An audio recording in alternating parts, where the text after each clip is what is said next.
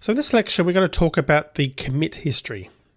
So a commit history is very important in the perspective of any version control system. And to get access to this commit history in Git, we're going to be using the git log command.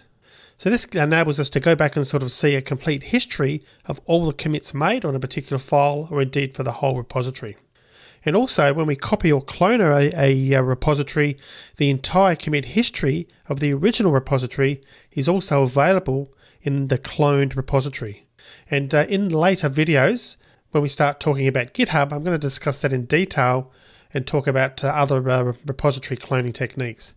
But let's make a start now on having a look at the git log command for our repositories. So I'm going to start a terminal session. And we're going to go and have a look in our converted Git repo that we've set up in previous videos. So I'm going to go to my Git repository first. And I'm going to go into my converted Git repo. Alright, so we can start by typing git log without any parameters. And you can see that in that sort of light brownish type color, we've got the commit ID or the SHA-1 checksum. And we did talk briefly about the SHA-1 checksum in an earlier lecture. And we've also got other information relating to the author, remembering that the author name and author email address, and they're the ones that we configured earlier in this course. And we've also got the date that the commit happened. Alright, so that's the initial commit, the first project imported. You can see the message is showing there, initial project imported. Alright, so let's just have a look at what we've got in this folder. And you can see that we've got the sorted collections.yml that we've talked about before. We've got an out folder and also a source folder that have both got files in them.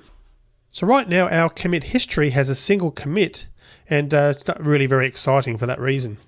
So let's actually try building up a commit history of a number of different commits just to see what the history then looks like. So we've got the initial commit showing there, as I've already mentioned. So let's create a file and add some lines to it and commit each time that we add a single line, just so we're building up a bit of a history of multiple commits. Alright, so let's try something like vi space my morning-routine.txt. Alright, so let's try the first one. And we'll just try typing morning ritual first step. Actually, what we'll do, just to make it a bit more readable, because we might use the commit message to indicate which one, we'll just put wake up at 5:30 AM. Right, that's the first one, so let's save that file. Alright, so let's add that to our repository like we've done before. So git add mymorningroutine.txt, and then we can commit it. So git commit, we've seen this a number of times now, -m, and we'll just put morning ritual first step. Okay, you can see that we've now committed that file. So let's do the same thing now and just add another 4 entries or 4 lines to that file, adding and committing each time we do it. So I'm going to go ahead and edit the file again, and we'll put up, brush my teeth. Okay, save that. Then I'm just going to use the up arrows to go back, git add again.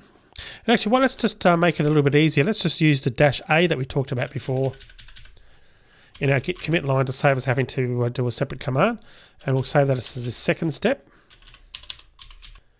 Right, so that's committed the second step. Then we'll edit again. And the third one, glass of water. And perhaps I should say what we're doing with the glass of water. Drink glass of water.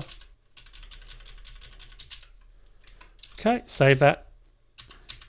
We'll commit that as the third step now.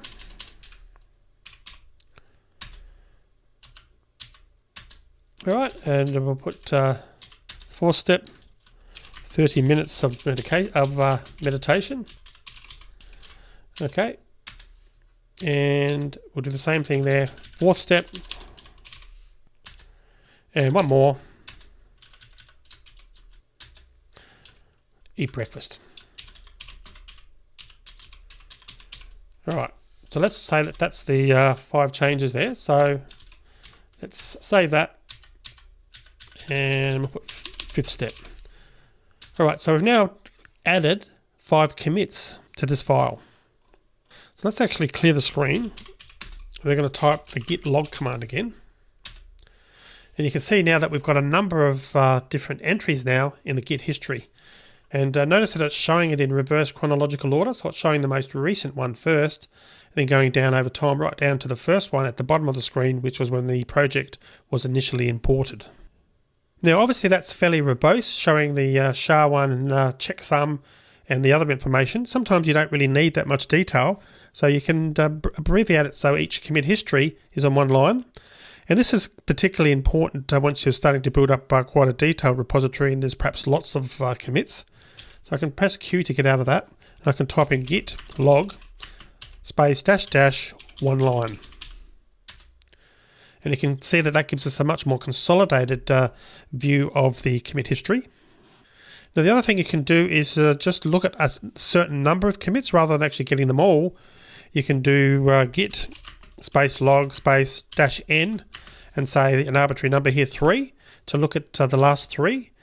And you can see that that's showing us the last 3 commits that have actually come through the line. And we can do the same thing there with the one line as well. We can do a git log and come back here and put -- one line and see just the consolidated version, but this time with just the last 3 log entries. And the other thing you can do is you can see a log of a particular file. So by default we're just using git log to see a history of the repository. But let's break it down and we can type git log, then have a look at that file, which was, let's have a look at it again, it's sorted collections. So git log sorted collections.yml, and we can see it, the commit history for that one particular file. And obviously that could be quite handy as you start building up a list of files. And if you're working on a particular file as a developer and you wanted to see the complete history, that's how you'd go about finding out who's committed the file, and the dates and times that it actually happened. All right, so I'm going to finish the video here now. In the next video, we're going to talk a bit more about Git branching and merging. So we'll see you in the next video.